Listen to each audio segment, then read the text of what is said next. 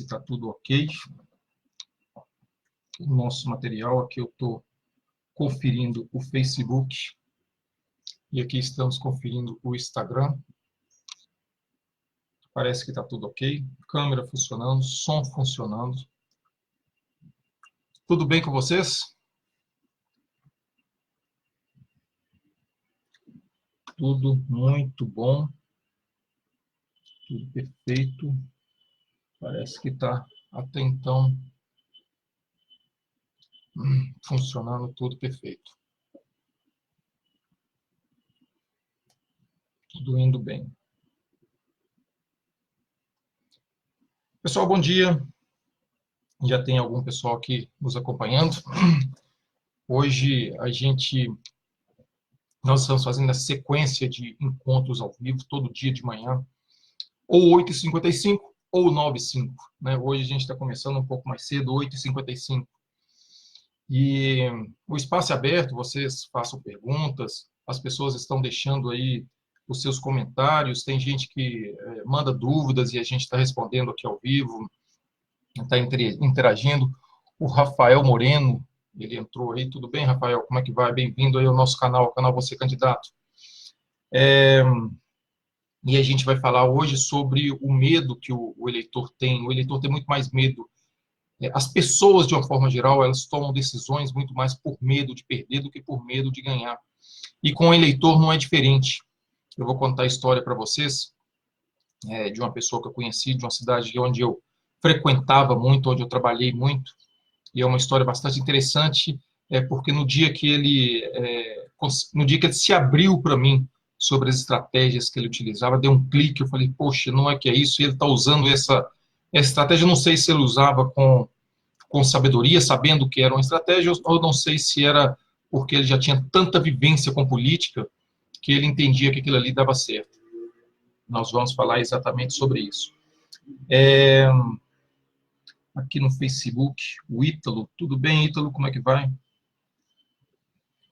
Isso, Ítalo. Deixa eu ver o que o Ítalo está perguntando aqui. O Ítalo está perguntando quando a data máxima para poder se filiar a um partido. A filiação a um partido, você pode fazer em qualquer momento, né? Mas a data máxima para a filiação do partido acontece mais ou menos 6 meses antes da eleição. E esses 6 meses, ele acontece por quê? Porque é quando o TSE ele faz as deliberações dele e ele marca as datas. Então a data certa a gente ainda não tem, isso depende muito do TSE, mas acontece mais ou menos 6 meses. Ok, Ítalo, respondido aqui. Pessoal, quem entrou também foi o Leandro. O Leandro é um mentor aí. O Leandro ele me colocou nesse mundo digital e me ensinou muita coisa, eu devo muito a ele. Um grande abraço, Leandro. Um abração para você. Obrigado aí. Todo dia a gente está fazendo esse encontro ao vivo aqui com o nosso pessoal. O Rafael está perguntando aqui qual a importância dos jovens entrando na política e buscando auxiliar a renovação. Perfeito, o Rafael.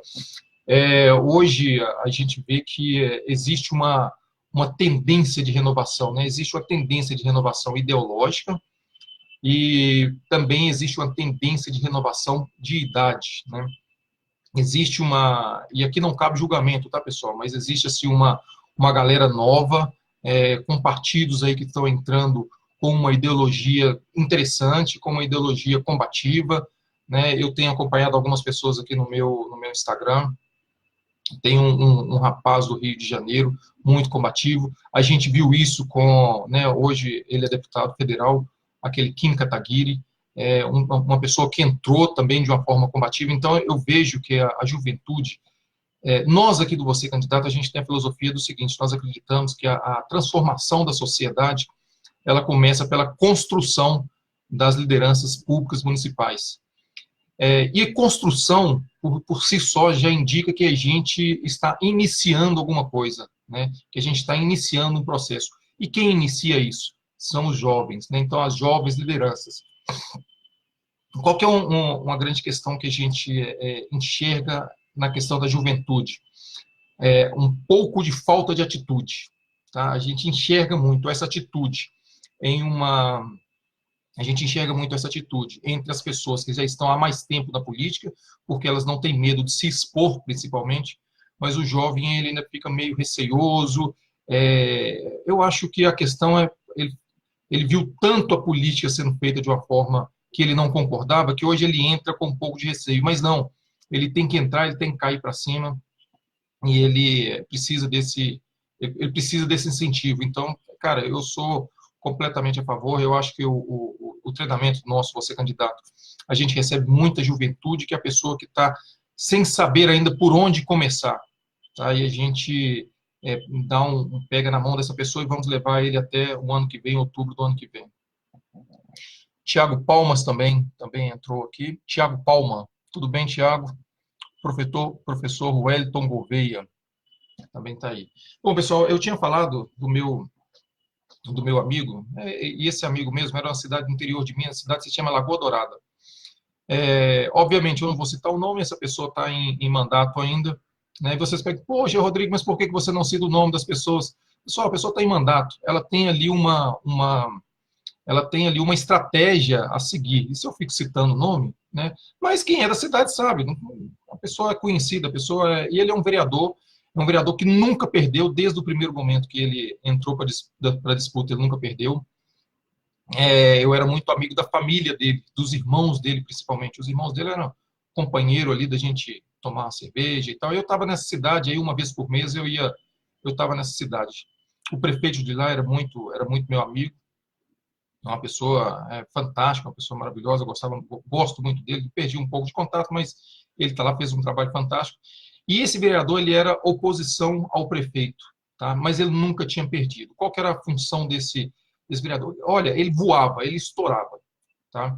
E ele sempre tinha a maior votação. Qual que era o trabalho que ele fazia? Professor, parabéns, está na semana aí dos professores, né? Parabéns para você. E qual que era a função dele lá na cidade onde que ele, lá em Lagoa Dourada, a cidade onde que ele é vereador? Ele é a pessoa que leva que leva as pessoas da prefeitura para a capital para fazer tratamento de saúde. Então, todo dia ele faz esse trajeto, 200 quilômetros entre a cidade do interior e a capital, para fazer algum tipo de tratamento de saúde. Esse é um serviço da prefeitura. E ele é o vereador que faz isso. Ele conquistou isso, olha só. Primeiro, ele tinha uma sala para poder fazer reunião durante 2 horas com 5 pessoas todo dia. Isso é uma oportunidade fantástica, né? Além do mais, ele é uma pessoa carismática, uma pessoa gente boa, então ele pegava a pessoa em casa, ele levava nos hospitais em Belo Horizonte, as pessoas não sabiam muito bem como andar, como localizar em Belo Horizonte, e ele pegava e fazia isso. Então, além de ajudar as pessoas, ele tinha um trabalho também, esse era o trabalho dele, esse era a função.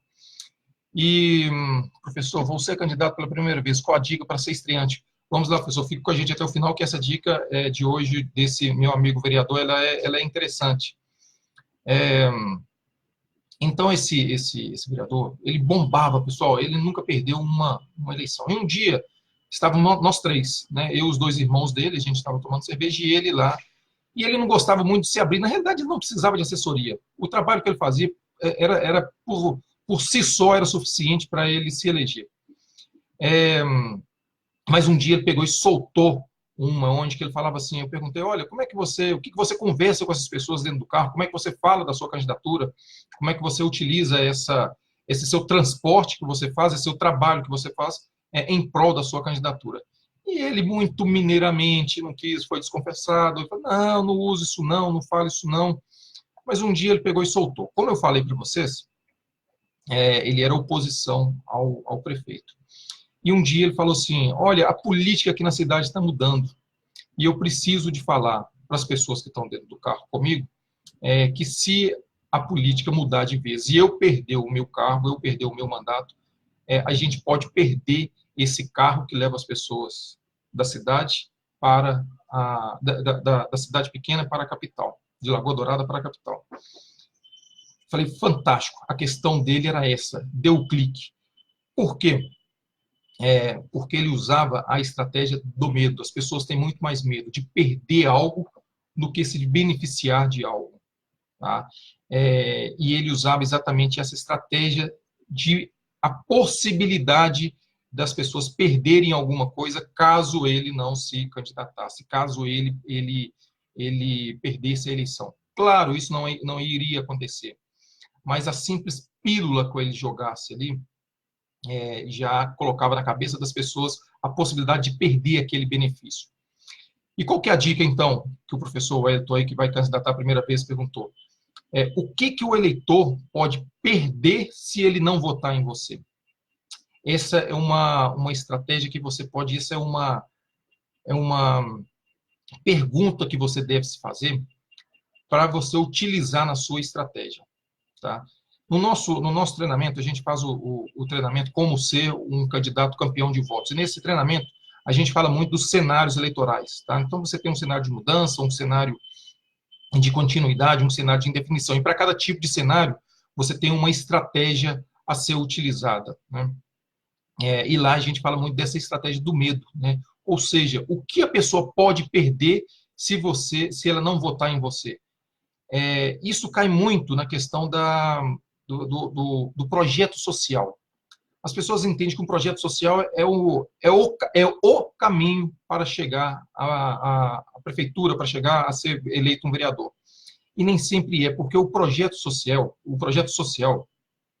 ele muitas vezes, a pessoa não vai perder se você entrar para a prefeitura. O projeto social ele vai continuar. Então, ela não enxerga aquilo ali como uma perda. Ela enxerga aquilo ali como uma mudança de estágio. Então, você foi para um outro estágio. Mas, na situação dessa pessoa, lá da cidade do interior de Minas, lá de Lagoa Dourada, onde que existia a possibilidade, existia a mínima ideia de que poderia perder aquele benefício de caminhar, de deixar de levá-los à capital, um local estranho, um local onde as pessoas não sabiam andar, e só ele sabia andar, só ele sabia qual era o hospital levar, qual era a clínica que precisava de ser levada, qual a rua, ele fazia as pessoas gastarem menos tempo. Então, é uma boa estratégia, é uma boa questão, você fazer essa dúvida. Qual que é o medo de você, qual que é o medo que você pode causar para o seu eleitor? Rodrigo da Geninha entrou aqui e o Rafael está perguntando aqui, a estratégia do medo é mais válida em caso de reeleição, correto? E em caso de primeiro mandato, seria apropriada a estratégia? Sim, seria também, o Rafael. O que você precisa entender? Que existem cenários, tá? Na maioria das cidades, em quase 90% das cidades, você vai existir 3 cenários. Ou o cenário de mudança, ou seja, de troca do sistema administrativo da cidade. E é bom entender o seguinte, se o prefeito está sendo mal avaliado, a tendência da Câmara também ser mal avaliada é muito grande. Então, se os dois andam juntos. Então, quando o prefeito está sendo mal avaliado, existe uma questão existe essa questão a Câmara também está sendo mal avaliada. Perdão, perdi a concentração aqui. A Câmara também está sendo mal avaliada. Existe um outro cenário, que é o cenário de continuidade, tá? Que é exatamente o cenário de reeleição. No cenário de reeleição, o prefeito, a quem está no mandato, o prefeito, o vereador, ele pode utilizar, sim, essa estratégia do medo. Olha, se eu sair, você vai perder alguma coisa. Mas essa estratégia é utilizada para quem está em mandato, ou seja, para o vereador. Mas se você for a oposição, ok? Se você for a oposição, se você tiver um projeto, como é o caso dessa pessoa que eu estou contando o caso aqui, exatamente contando a história dele aqui lá de Lagoa Dourada, ele era oposição ao prefeito. Como que ele soube utilizar a estratégia do medo? Ele falou assim, se o prefeito, que é o meu adversário, entrar, ele vai me tirar desse cargo. Se eu não ganhar essa eleição, porque o prefeito está entrando, um novo prefeito, ele vai me perseguir e ele vai me tirar desse cargo. Ou seja, ele tinha um trabalho relevante para a população, e nesse trabalho relevante, ele usou, sim, a estratégia do medo. A questão é, o que você faz de muito relevante que o eleitor teria medo de perder o que você está oferecendo? Então, essa é a questão. A estratégia do medo, ela cabe tanto para cenários de mudança, cenários de continuidade e cenários de indefinição. O cenário de indefinição, teoricamente, é o cenário que mais se repete nas cidades brasileiras hoje. Por quê? Porque existe uma parcela que naturalmente está insatisfeita com a administração, e quando eu falo administração, é prefeito e Câmara, é executivo e legislativo, e existe uma parcela que quer continuidade. E qual que é um erro muito comum hoje que eu vejo as pessoas cometendo nas suas candidaturas? Elas são de oposição e querem conquistar o voto da situação, ou são da situação e querem conquistar o voto da oposição. E aí elas não consolidam a sua base eleitoral, elas não consolidam aquilo ali que foi feito para elas. Ou seja, você tem um exército, né, você tem a sua linha de defesa, você tem ali a sua zaga, e você não está cultivando a sua zaga, principalmente quando é esse cenário de indefinição política. Quem é que é isso, quem é que é aquilo? Um dos trabalhos que a gente tem que fazer, um dos trabalhos que você, candidato, tem que ter em mente, é saber identificar muito bem qual é o cenário predominante na sociedade. E como identificar isso, pessoal? Pesquisa. A primeira coisa, e mais cara, é pesquisa. Tá? Nada substitui o olhar do pesquisador, porque o olhar do pesquisador ele vai chegar lá e vai falar que isso daí não está acontecendo, o que você acha é errado. A gente costuma falar que o pesquisador é o portador das más notícias, tá? Porque ele sempre vai te dar um cenário que não é aquele que você acredita que seja. Né? Principalmente a gente entende o lado do político, ele tem uma vaidade muito grande, então ele é oposição, ele vai falar que a situação está boa, né? Ele não vai falar isso.